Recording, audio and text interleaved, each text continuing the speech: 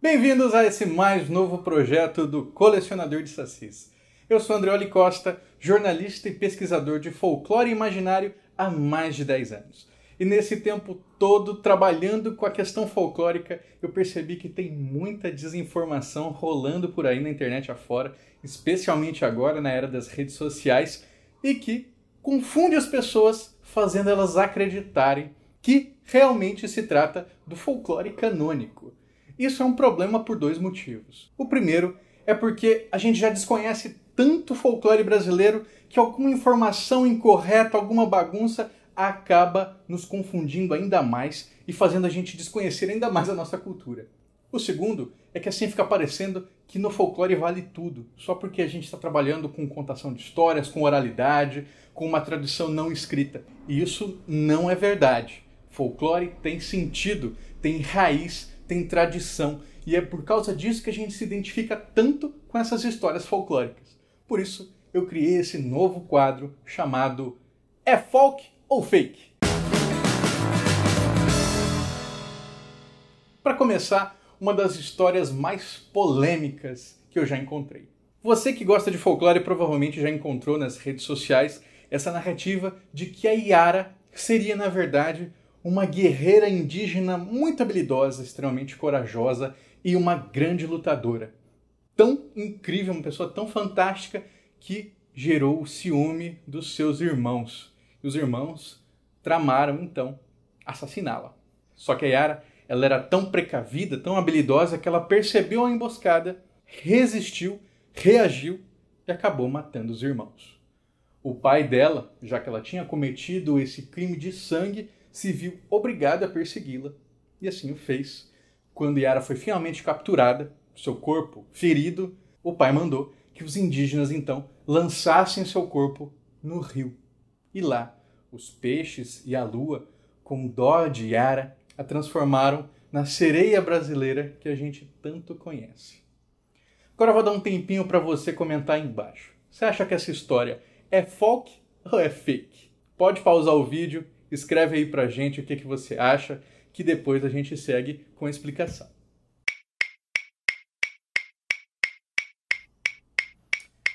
Pois é, essa história é completamente fake.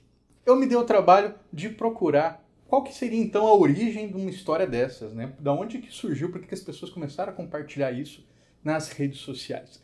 E o registro mais antigo que eu consegui encontrar dessa Iara guerreira estava num blog sobre a cultura paraense de 2001, que nem está no ar mais. Eu recuperei esse texto no Wayback Machine para mostrar para vocês. E ele não fala nem de uma Iara mulher, né? Ele conta a história de um guerreiro munduruku chamado Miriam. Miriam, um homem, né, que teria despertado toda essa inveja dos irmãos e os matado, e quando foi, enfim, lançado no rio, teria se transformado na sereia Iara. Isso é uma ficção que as pessoas acharam tão interessante que retrabalharam, reimaginaram como se fosse realmente o mito da Iara e compartilharam por aí. Isso gerou tanta confusão que apareceu já em concurso público, apareceu em aula de escola, e isso é muito grave, porque Iara não tem nada a ver com isso. O mito da Iara ele tem muito a nos ensinar se a gente não negligenciar a sua origem histórica e os seus significados. Para começo de conversa, né, da onde que vem o mito da Iara? Bom, não existia no Brasil colonial, nos primeiros 300 anos, pelo menos, nenhum registro de Iara. O que havia era um mito chamado Ipupiara.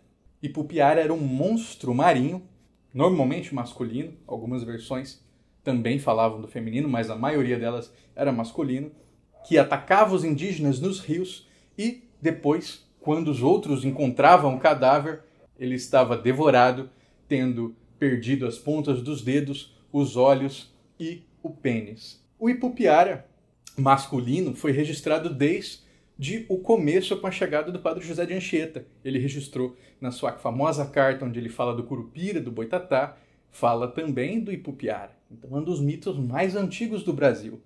Agora, Iara, de onde que ela vem? Ela vem de um influxo do imaginário.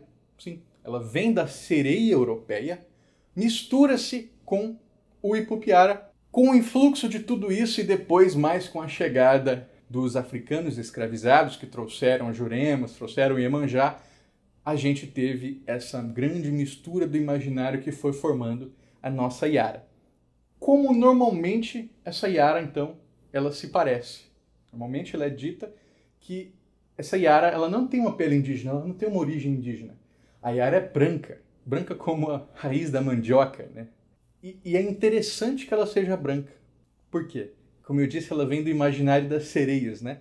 Então, ela traz muito desse imaginário europeu. E o que o europeu faz? Canta promessas falsas para os nativos. A Yara faz isso. Ela seduz os homens com promessas falsas de que dentro do rio há um palácio onde eles viverão a vida eterna ao seu lado em riqueza e prosperidade. O homem que acredita nisso se lança ao rio em direção ao palácio da Yara e morre afogado.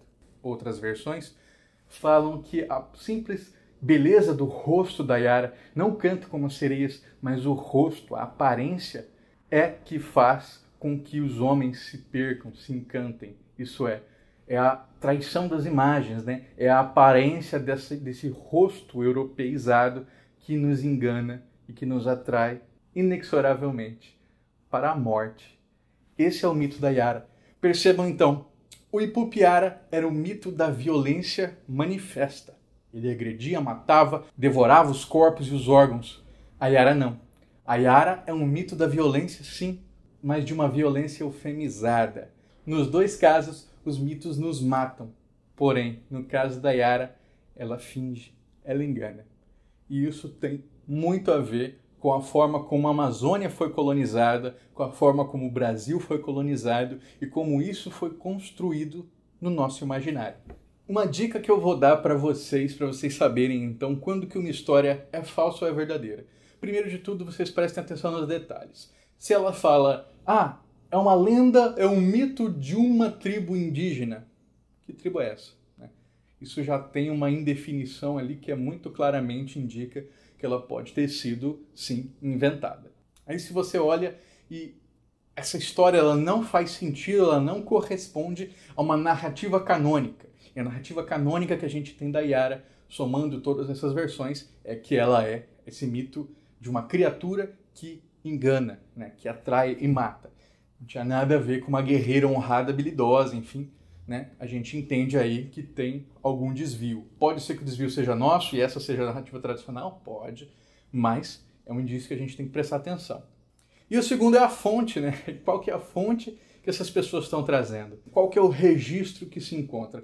Pode ser um registro escrito de um pesquisador acadêmico, pode ser a escutatória de alguém do povo, né? De algum membro de uma comunidade representativa, mas tem que ter uma fonte. E percebam, só o fato de ser uma fonte acadêmica ou um livro antigo, isso não garante nada. O próprio Cascudo, ele vai trazer essa seguinte fala aqui para vocês. A Yara é europeia. O índio não a conheceu outrora. Hoje é natural que a diga velhíssima, uma vez que há 3 séculos a lenda escorrega pela sua memória. Isso é, tem muita gente que pode interpretar esse vídeo e dizer, então quer dizer que a Yara não é um mito brasileiro, porque ela veio de fora por causa da sereia? Não, ela é brasileiro agora, né? Nós temos aí 300 anos de história sobre a Yara, então a gente pode sim dizer que ela é brasileira, assim como os imigrantes que vieram para cá são brasileiros hoje, mas a gente está deixando claro que essa história que imputa uma origem indígena, autóctone, para Yara é falsa, ok? E o Cascudo continua. É impossível aceitar, na íntegra, toda a documentação dos estudiosos.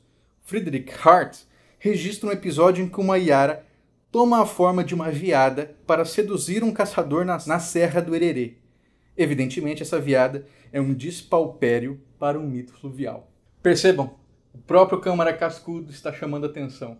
Não podemos acreditar em tudo que foi escrito. Essas pessoas podem ter ouvido errado, essas pessoas podem não ter tido um verdadeiro compromisso com o mito.